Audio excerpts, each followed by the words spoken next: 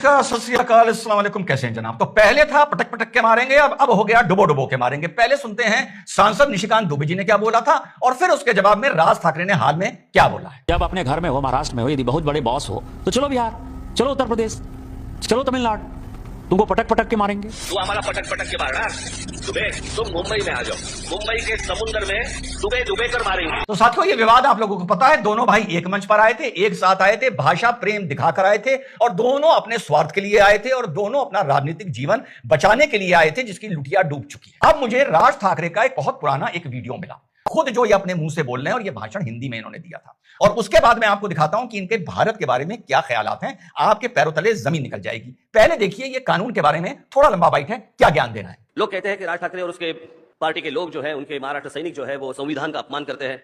संविधान में तो ये लिखा हुआ है कि इस देश का आदमी कहीं भी जा सकता है, कहीं भी घूम सकता है, कहीं भी रह सकता है। वो जो इंटरस्टेट माइग्रेशन एक्ट जो है, उसके बारे में कहते हैं। मुझे लगता है कि इंटरस्टेट माइग्रेशन एक्ट किसी ने पढ़ा ही नहीं है। हम लोग बस एक हवा में बात करते हैं कि इस देश का आदमी कहीं भी जा सकता है, कहीं भी रह सकता है, कुछ भी कर सकता है। ऐसा वो नहीं कहता।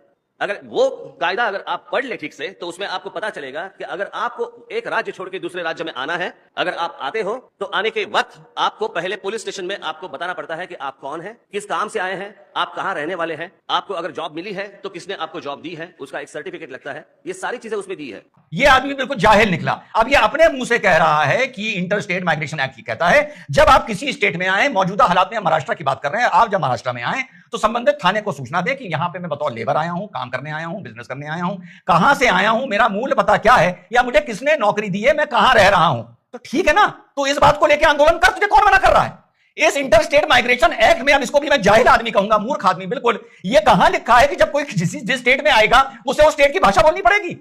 ये मैं नहीं बोल रहा, ये यही पढ़ के सुना रहा है जो यहां टाइम मराठी भाषा का सिपहसालार बन के बैठा है। खुद राष्ट्र में जितने भी बाहर से लोग आ रहे हैं, भले उत्तर प्रदेश से आ रहे हो, तो उन पे दबाव डाल, बिल्कुल डाल।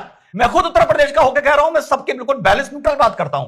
लेकिन इस इंटर स्टेट एक्ट में कहीं लिखा है कि कोई मराठी नहीं बोलेगा तुमसे कूट दोगे, या कहीं लिखा है कि जो किसी राज्य की भाषा नहीं जानता होगा उसका मतलब यह निकाल लिया जाएगा उस भाषा का अपमान कर रहा है। आगे चलिए और देखिए कि इसका देश के बारे में क्या ख्यालात है। ऑफ इंडिया क्या है, सुनिए। देखिए, ये देश है, इस देश के हम लोग सब राज्य बोलते हैं, हम लोग कहते हैं। मैंने एक बार कहीं एक भाषण में कहा था कि भारत एक यूरोप जैसा है। वहां पे भी एक अलग अलग राज्य है, जिससे अभी इंग्लैंड बाहर निकला वो बात अलग, लेकिन अलग अलग राज्य है, उनकी करेंसी एक है। भारत भी वैसा ही है। जिसे हम लोग राज्य कह रहे हैं वो असलियत में एक एक देश है। सुना, जिसे हम राज्य कह रहे हैं वो एक अलग अलग देश हैं। अब भैया ये बोलकर, ये बात बोलकर ये तो निकल गया। अब आप मेरा इशारों में इशारा समझ जाइए। ये बात अगर किसी और ने मुंबई में बोल दी होती या कहीं भी बोल दी होती तो भैया ये मामला तो पूर्णतः सेडिशन का है। ये मामला पूरा देशद्रोह का था और इस आदमी को बिठाकर बच्चे की तरह स्लेट पर संविधान और भारत का ज्ञान देना चाहिए। इसकी ये मानसिकता का जब मुझे वीडियो मिला तो जो ये महाराष्ट्र में बवाल हो रहा है और जो ये बवाल करवाने की कोशिश कर रहे हैं, अब जाके ये दोनों चीजें जुड़ी कि आखिर इनके दिमाग में था क्या या चल क्या रहा है। जहां पर यह कानून है कि आदमी किसी दूसरे स्टेट में जाए तो वहां जाकर अपने बारे में सब लिखा है। जैसे किराएदार का होता है कि किराएदार भी आए तो आप थाने में सूचना दीजिए, क्यों आपके शहर में आया है, किस शहर का है, आधार कार्ड कहां है, कहां जॉब। ये सारी चीजें किराएदार के लिए भी होती हैं। लेकिन क्या उस किराएदार से यह कहा जाता है कि मैं तुम्हारा मकान मालिक हूं, मैं ये भाषा बोल रहा हूं तो तू भी ये भाषा बोलेगा? नहीं कहा जाता ना। तो ये खुद कानून बता रहा है और खुद उसी कानून का उल्लंघन कर रहा है और जहां सही जगह आंदोलन करना चाहिए वहां आंदोलन नहीं कर रहा है, क्योंकि वहां इसको माइलेज नहीं मिलेगा। और इस मुद्दे पे इन दोनों ने आज तक आंदोलन नहीं करा कि अगर महाराष्ट्र आ रहे हो तो अपना वहां पर पंजीकरण कराओ। तो ये है इनकी सोच भारत के लिए। और फिर चलता हूं निशिकांत दुबे जी की बात पर। वो एक सांसद है। ये कौन है? ये तो महाराष्ट्र में 0000000 स्टेज पे चल रहा है ये आदमी। तो बोलते हुए उत्तरदायित्व थोड़ा संभल के बोलने का किसका हुआ? निशिकांत दुबे जी का हुआ। निशिकांत जी दुबे जी को यह बोलना चाहिए था कि मैं महाराष्ट्र आ रहा हूं, वहां पर गेटवे ऑफ इंडिया इतने बजे पहुंचूंगा, तुम्हारे कार्यालय के बाहर इतने बजे पहुंचूंगा, हिंदी में वहां खड़े होकर भाषण दूंगा, रोक सकते हो तो रोक के दिखाओ। तब मैं कहता कि यह अप्रोच सही है।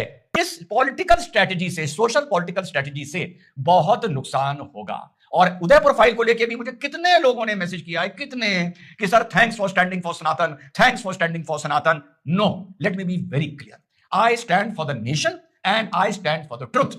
ये मेरी बात किसको लगे कि मैं किसी के पक्ष में बात कर रहा हूं, किसको लगे मैं उसके विरोध में बात कर रहा हूं, बहुत पहले से ये बात बोलता आया हूं। मेरी बात खिसक के किसको पसंद आ जाए, किसको बुरी लगे, ये मेरा सब्जेक्ट नहीं है। मैं सिर्फ मेरिट पर बात करता हूं और